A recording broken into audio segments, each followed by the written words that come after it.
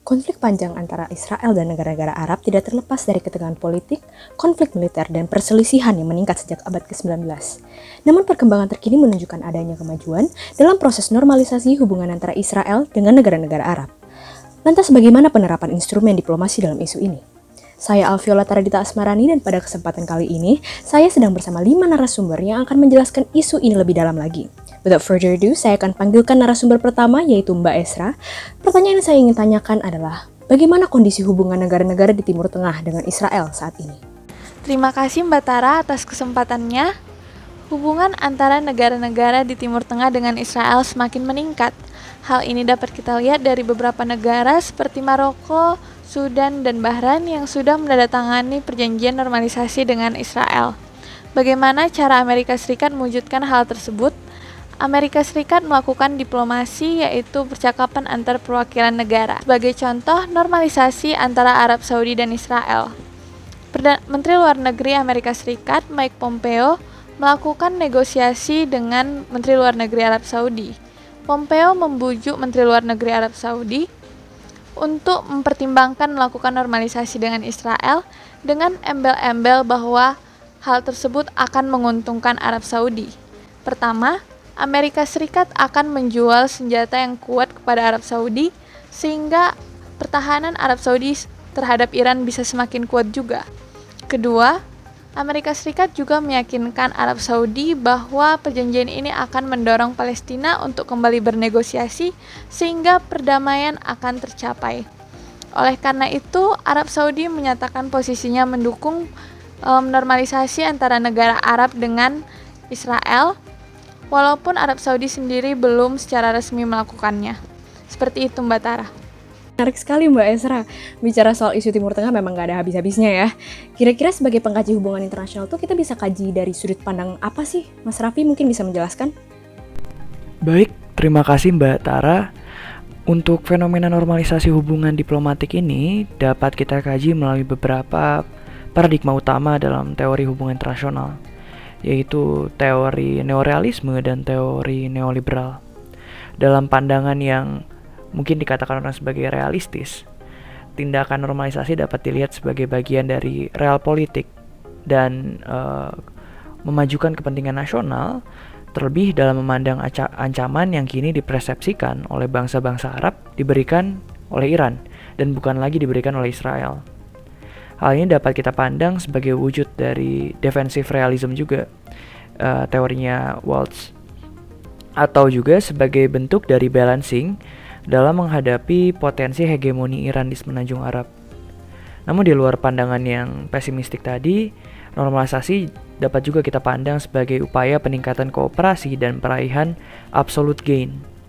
Selain itu, tindakan normalisasi ini juga bisa kita pandang sebagai bagian dari proses demokratisasi pasca Arab Spring di semenanjung Arab. Hal ini sekiranya turut didukung oleh teori democratic peace teori yang melihat bahwa negara-negara demokrasi, negara-negara yang mungkin sudah mendekati demokrasi tidak akan saling berperang antara satu sama lain. Di sini kita juga dapat melihat mungkin sebagai bagian dari reformasi tersebut. Terima kasih. Oh, seperti itu ya Mas Raffi. Mungkin kita bisa lanjut pada pertanyaan selanjutnya nih. Saya ingin bertanya kepada narasumber ketiga kita, yaitu Mbak Enji. Jadi siapa saja sih Mbak yang jadi aktor yang berperan dalam isu ini? Aktor. Actually sebenarnya honestly and jujurly banyak sih ya Mbak Tara. First off, Amerika dan Israel. Sekutu lama ini lagi bareng-bareng kerjasama untuk perbaikin posisi dan hubungan Israel di antara negara Arab dengan berbagai upaya diplomasi. Katanya kalau normalisasi nanti ada perbaikan ekonomi. Katanya kalau normalisasi nanti ada bantuan militer dan pertahanan against Iran yang lagi naik jadi regional power. Katanya kalau normalisasi bakal mempercepat upaya perdamaian Palestine. Unik gak tuh? Perdamaian mana nih yang sebenarnya berusaha dicapai? Anyways, moving on. Kedua, negara Arab. Sebenarnya mereka punya alasan masing-masing ngelakuin normalisasi ini. Mostly karena kekhawatiran akan balance of power di wilayah Timur Tengah sendiri. Tapi banyak juga alasan lain. Maroko misal, normalisasi karena ingin jalin hubungan baik dengan masyarakat Yahudi di negaranya. UAE misal, normalisasi karena ingin establish posisi aman dalam politik global. Sudan Selatan misal, yang rakyatnya sebenarnya gak pengen normalisasi. Emang ya, Timur Tengah tuh gak pernah cuma satu dimensi memanage permasalahan. Terakhir nih, Iran si kambing hitam. Berdasarkan pandangan mereka, Israel adalah dedengkot dari segala permasalahan dunia. Makanya they'll basically do anything to eradicate Israel dan establish power position di Timur Tengah. Oh, jadi untuk aktor ada AS, Israel, negara-negara Arab, dan bahkan Iran pun mempunyai peran ya, Mbak. Nah, moving on, saya ingin bertanya kepada narasumber keempat kita nih, sama Mas Bagas. Kira-kira kekuatan apa sih, Mas, yang memiliki pengaruh besar dalam isu ini? Terima kasih kepada Mbak Tara dan para panelis yang telah menyampaikan materi sebelumnya. Untuk mengetahui sejauh mana power dan pengaruh para aktor dalam kasus ini, mari kita lihat peta Timur Tengah berikut. Timur Tengah sudah sejak dahulu merupakan salah satu basis utama dari berbagai konflik global. Dan tentu saja, dalang dari serangkaian kekacauan ini tak lain dan tak bukan adalah Amerika Serikat. Berakhirnya Perang Dunia Kedua menjadikan Amerika Serikat sebagai negara superpower dari sisi ekonomi, militer, dan institusional. Meskipun secara soft power, Amerika Serikat dapat dikatakan lemah karena persepsi negatif sebagian masyarakat global terhadap Amerika Serikat.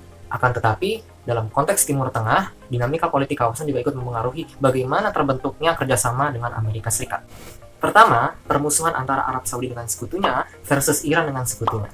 Iran juga dianggap merupakan ancaman bagi keamanan dan kepentingan Amerika Serikat di kawasan. AS akhirnya menginisiasi normalisasi Arab Israel dengan tujuan untuk mengamankan kepentingan AS terhadap Israel sekaligus mengurangi potensi konflik di masa depan. Sementara itu, negara-negara Arab mengharapkan adanya bentuk kerjasama dalam bidang ekonomi seperti melalui investasi dan pariwisata, serta bentuk kerjasama militer seperti dalam bentuk penjualan senjata oleh Amerika Serikat sebagai imbalan dari adanya normalisasi ini. Meski begitu, persepsi masyarakat Timur Tengah umumnya menentang adanya normalisasi ini karena Israel dianggap sebagai simbol neokolonialisme ala Barat, dan hal ini dapat mengancam prospek kemerdekaan Palestina di masa depan jika normalisasi ini terus berlanjut ke negara-negara Arab lainnya. Sekian dari saya, terima kasih.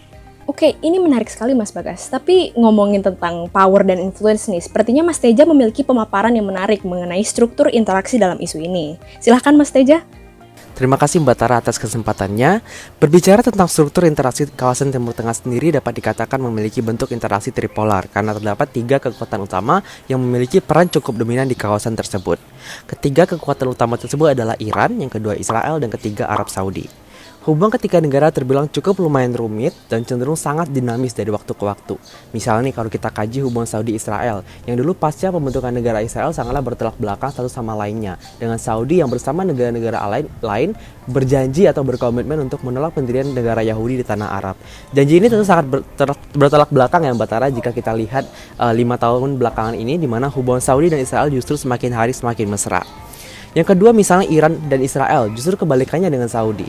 Dahulu Iran merupakan salah satu dari 2 negara mayoritas Islam yang mengakui pembentukan negara Israel. Sementara semenjak revolusi Islam Iran sendiri, Iran menjadi salah satu negara Islam yang secara konsisten menolak pendirian negara Israel. Yang ketiga, terakhir yaitu hubungan Iran-Saudi.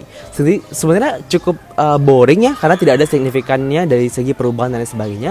Tapi kalau bisa saya jabarkan, pada sebelum revolusi Iran, hubungan kedua negara sudah lumayan ada jarak begitu karena perbedaan interpretasi aliran agama Islam. Sementara pasca revolusi Islam Iran sendiri, hubungannya semakin bertolak belakang karena ada kepentingan untuk menjadi regional hegemon di Timur Tengah. Jadi dapat dikatakan bahwa dikarenakan 3 kekuatan utama ini, hubungan internasional yang tadi di Timur Tengah ini cenderung mengarah ke tripolar. Begitu Katara. Oke, pembahasan yang sangat menarik soal struktur kekuasaan dan interaksi di Timur Tengah dari Mas Teja ya. Setelah pemaparan dari 5 narasumber tadi, dapat saya simpulkan bahwa normalisasi hubungan negara Arab dan Israel merupakan isu hangat di Timur Tengah kini. Utamanya aktor berkisar pada Amerika, Israel, dan negara Arab dengan kepentingannya tersendiri, umumnya pemerataan balance of power dan ekonomi. Kejadian ini dapat dikaji dari sudut pandang neorealis dan neoliberalis dengan AS sebagai pemegang power influence terbesar dan menghasilkan tripolaritas di wilayah terkait. Sekian bincang hangat panelis ahli bersama Tara, saya pamit undur diri dan sampai jumpa.